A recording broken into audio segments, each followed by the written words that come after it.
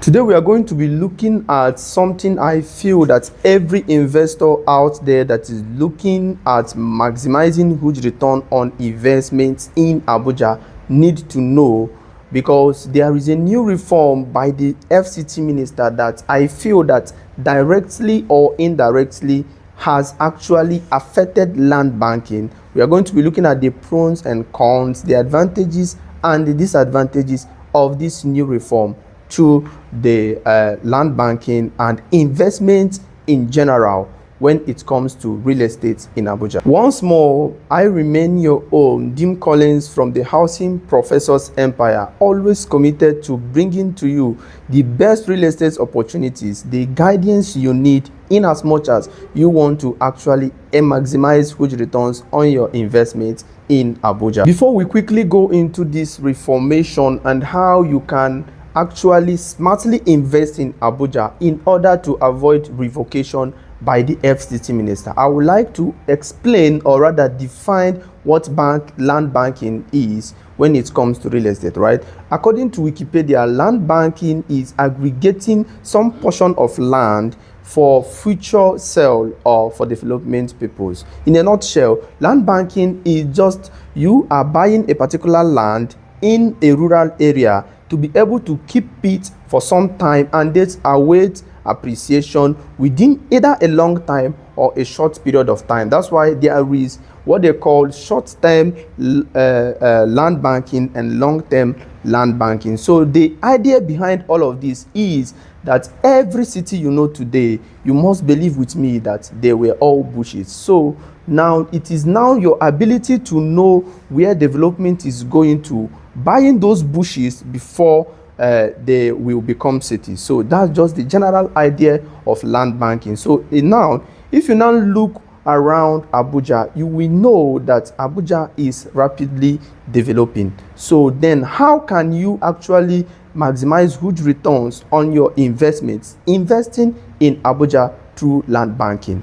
Also following the guidelines and the reform through the FCT minister. So there is something I want you to be able to underline when it comes to land banking. One is strategic location. Secondly, underline for me undeveloped places. And then thirdly, you are also going to look at future appreciation. So these three things are key when it comes to investing in real estate through land banking: future appreciation, underdeveloped places, and then strategic location. So now you see, the new reform is not as if it's actually new per se.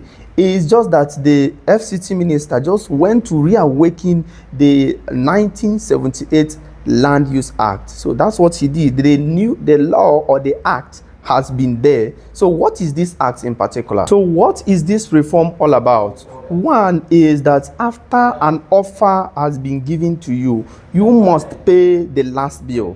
So what does this last bill mean? That some people, after they have actually acquired or they have been allocated a land here in Abuja, there is what they call last bill, just a fraction of money. So now the law is saying that you have to pay this money between 21 days after this offer has been made. So some people just leave paying this money, they leave it, and then because the land have been allocated to them, government will not revoke it. So that's why they now have to bring in this law so that people are able to pay these bills on time. So secondly is that after you have been also allocated the land, you have 2 years to develop it.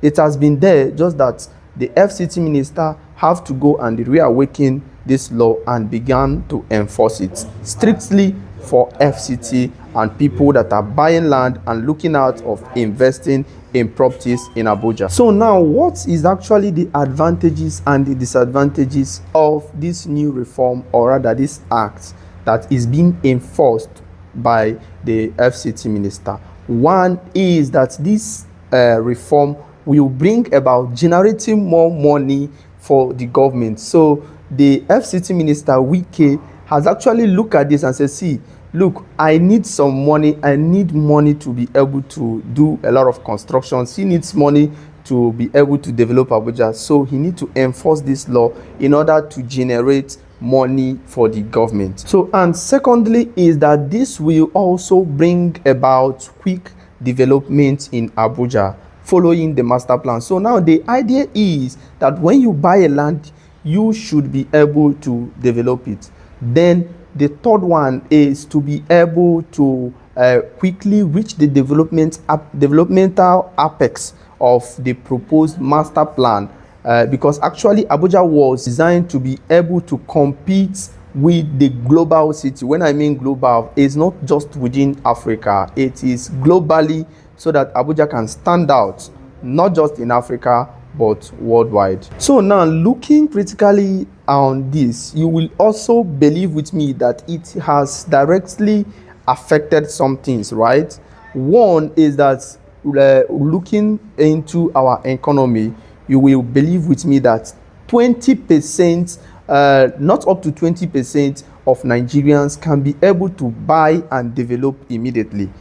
So that becomes a problem because they were inconsiderate in watching the economy of Nigeria and knowing that people may not be able to buy and develop immediately, right? Now, secondly is that it have also affected long-term investment or land banking, as the case may be. And that's why I initially wanted, or rather in this video I want to achieve one thing, is to be able to tell you how you can navigate or smartly invest in real estate within Abuja or FCT in order to avoid this. Because if you look at it, if you are looking at land banking and also you are told to develop this land within 2 years, you will see that that may not work efficiently, because land banking will have to do with you buying a land and leaving it for at least 3, 5 to 10 years, then wait for the appreciation. So now, how do you, or how will you be able to invest in real estate or do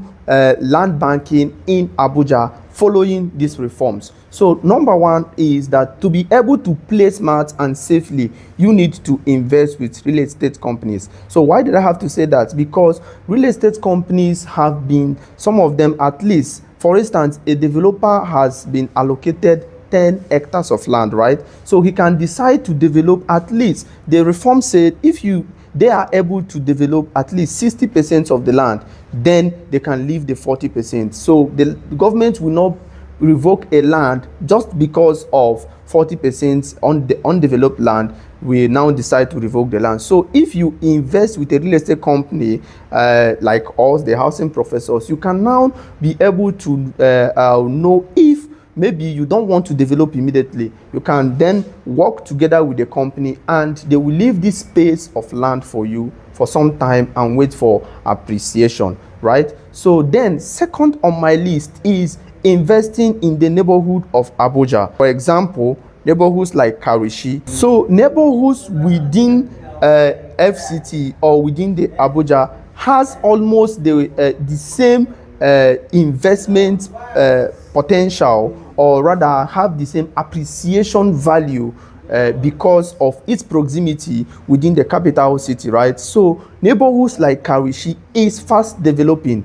It is a place where you can comfortably do land banking. You can buy and keep for 5 to even 10 years without the government disturbing you, because it is in Nasarawa State, but they share boundary with FCT. So let's keep updated. Let's continue to follow this channel as we continue to bring for you the smartest way to strategically invest in real estate in Abuja. Thank you.